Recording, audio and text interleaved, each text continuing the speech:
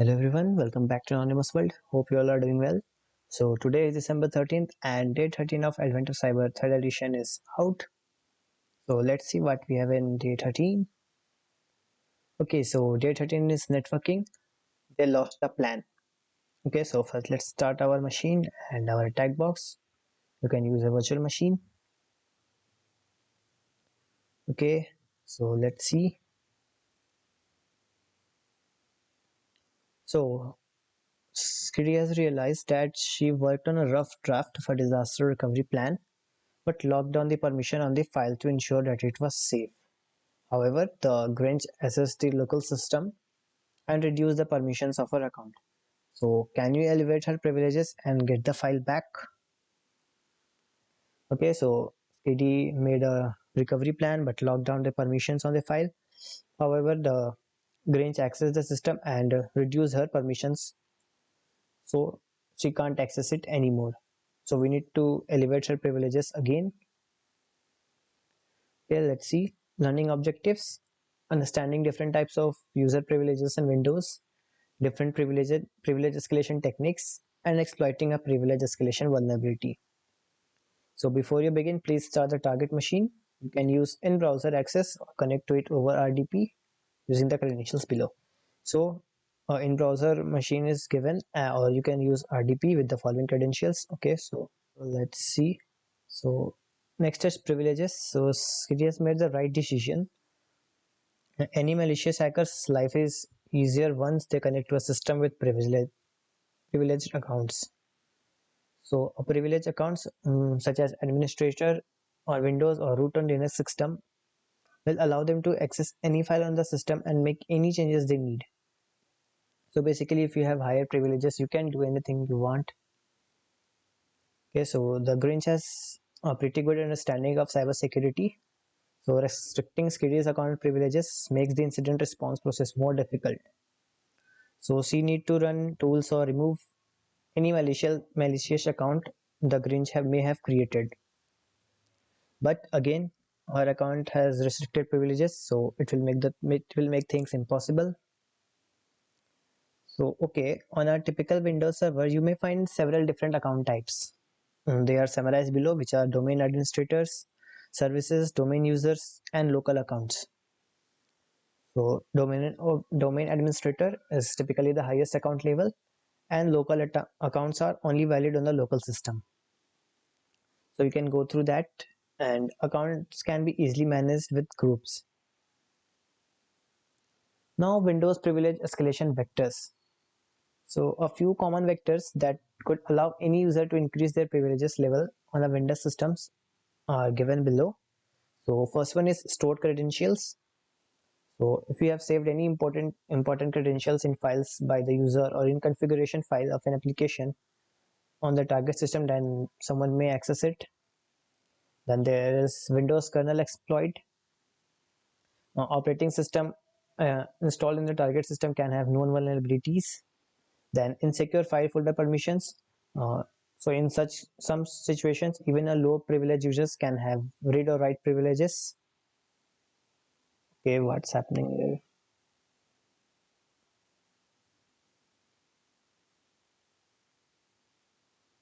here? Okay, I think again it's crashing. Okay, let's go ahead. So insecure service permissions. So similar to permissions over sensitive files and folders, low privilege users may have rights over services. So this can be somewhat harmless, such as querying the service status or starting or stopping a service. Then next is DLL hijacking. So some applications use DLL files to support their execution. So you can think of this as smaller applications that can be launched by the main application. And sometimes DLLs that are deleted or not present on a system are called by the application. So you can go through all the vectors in detail, and you can also research on your own. Then there is unquoted service path, then always install elevated, then some other software applications or scripts installed on the target machine may also provide privilege escalation vectors. So ideally, Skitty should explore all these. Then we have initial information gathering. So information gathering is an important step in privilege escalation because this is how we can uncover potential vectors. So in real penetration testing engagements, you will often need to do some additional research based on these scripts results. So a few key points in enumeration are given here. So the net users command will list all the users on the target system. Okay, so let's start our machine in our VMware. Then we will run this command to run these all commands. Okay, so our in-browser access machine is finally loaded. So users on the target system, the net users command will list all the users on the target system. So let's see that. Let's open our CMD. Okay, then we need to type net users. Okay, so we can see a whole list of users available on this system. They are administrator, guest, Rudolph, then some utility account, Alabaster, Skiddy, the Grinch, Pepper, default account. So I think this account is of our interest, the Grinch. Let's go ahead. So for seeing the OS version, the system info, piping find string, then the directory name, OS name or OS version, you can use this command. It will output information about the operating system. So let's try this. System info, then find string, then search for OS version. Okay, so you can see we got our result. OS version is this. Let's go ahead.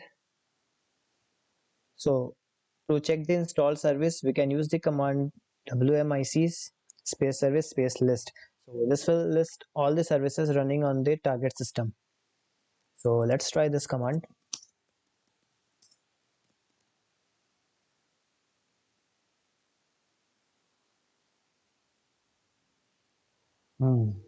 Man, what a result. It's all messed up. So you can see Windows push notification, user services running, user data access, user data storage, then print workflow, devices flow. So you can see many services are running here: clipboard, capture service, Windows update, Windows search, portable devices. So there are a lot of services running here. So let's go ahead. Now the exploitation part. So the Hyperius backup service suffers from a privilege escalation vulnerability. So there is a backup service, Hyperius. I don't know the correct pronunciation. So it's suffering from a privilege escalation vulnerability. So Skiddy could use it to elevate her privileges on the system. When this backup, when the backup is installed as a service, it can be configured to run backup tasks with administrator privileges, even if the current user has a low privilege level. So you can uh, see more details about it. So let's see.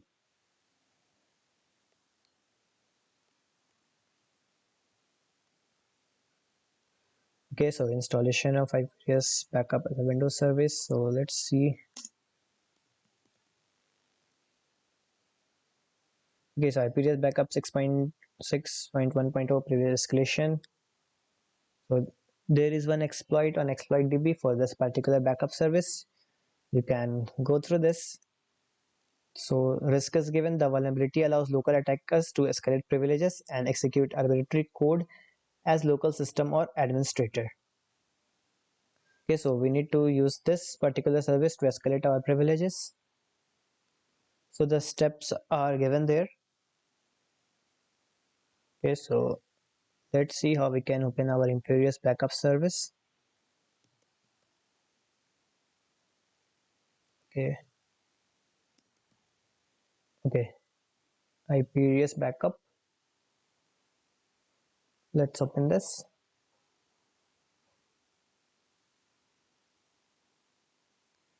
Okay, so there are many options: home, restore, tools, about. then create a new backup job, run selected backup job. So let's see what we need to do. So first step is create a new backup task. The task itself is not important. You can set the backup path as C users create documents. So let's create a new backup. Okay, so let's see how we can set the path. Add folder.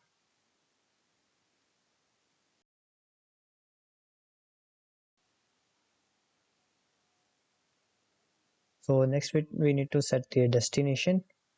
So set the destination. From the destination tab you can set the location where the backup will be written. So again, this is not important. You can set it to C users KD desktop. Okay, so let's set the destination.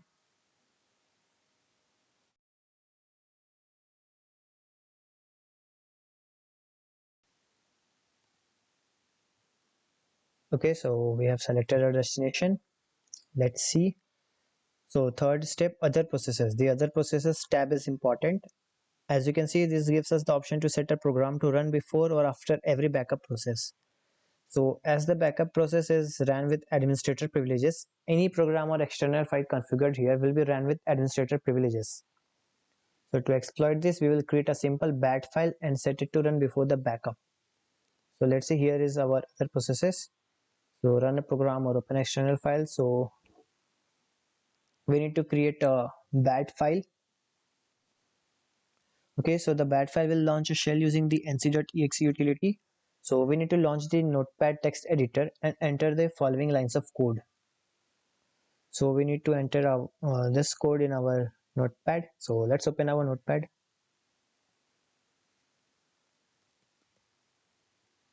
Okay, let's see if we can copy paste these. Okay, so first one is echo off. Then we need to enter the path of nc.exe, which is users kt downloads. Then we need to enter the attack IP. So we will need to replace our IP with your attacking machine IP address. So you need to replace this particular IP and this port number with your attack box IPs. So here I'm using my virtual machine. So let's see IP of this. Let's see. Okay, 10.9.4.2.1.4 and the port number in which our netcat will listen. So first let's start net. Okay, so let's enter the port number, which is 1234, then hyphen e, then cmd.exe. So we need to save the file as with a .bat extension on the desktop of the target system, which is our IP, machine IP, and select it by enabling the run a program or open external file option.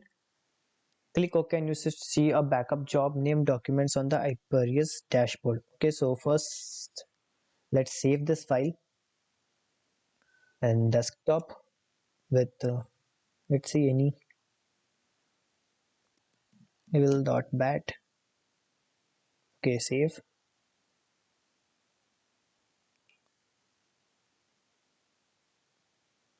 Let's see if it is saved in desktop.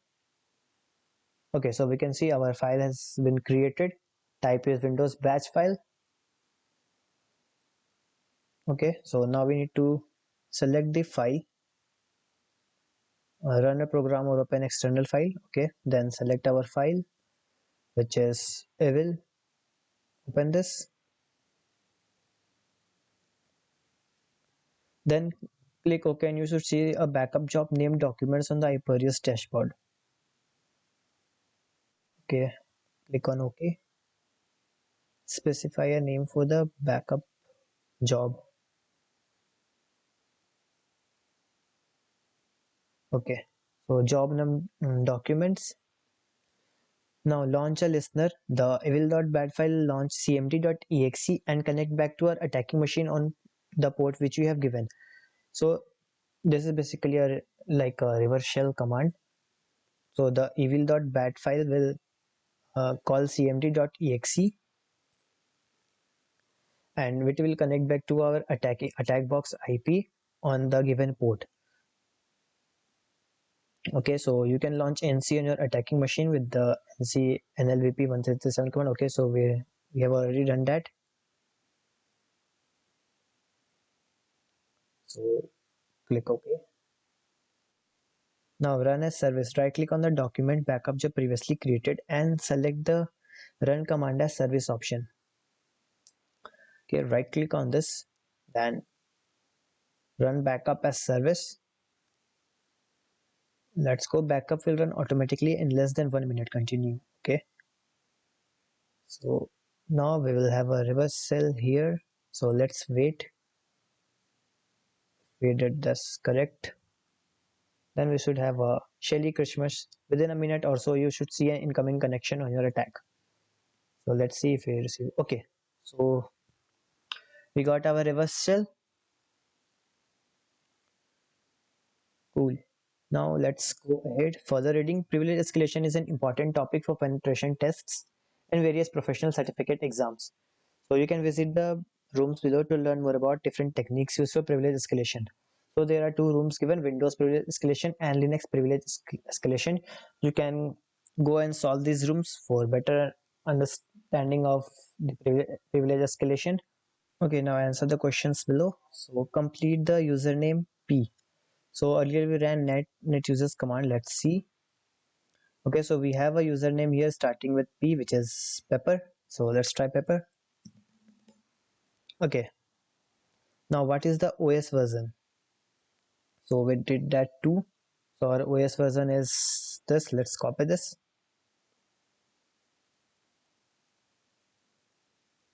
Okay. Okay. Now what backup service did you find running on the system? So it was Hyperius.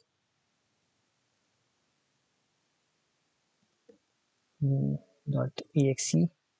Okay. Let's see what name is given there. Okay, application layer, Amazon.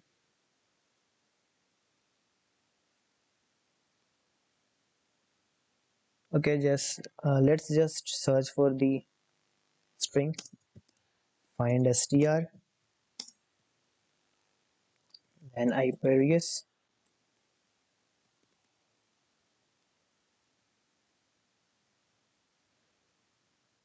Okay, so Hyperius backup service, Hyperius service.exe. So service name is Hyperius SVC. Let's try this. Okay, so what is the path of the executable for the backup service you have identified? So the full path is given here. Let's copy this.